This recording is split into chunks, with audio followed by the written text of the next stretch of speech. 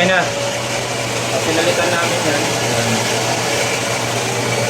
Kasi ito, umaabot lang ng ano, ito 35 UF. Pero sa tester, umaabot siya ng ano, ng 19 lang.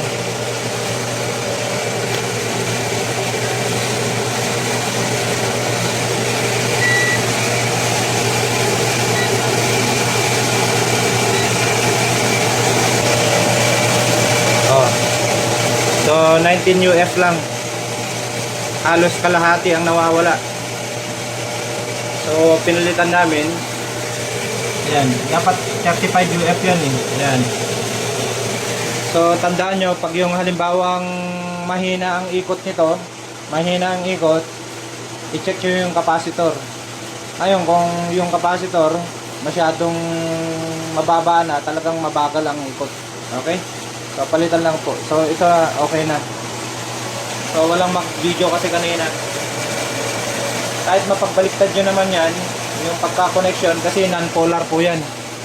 Non-polar, kaya walang problema. Okay? Thank you.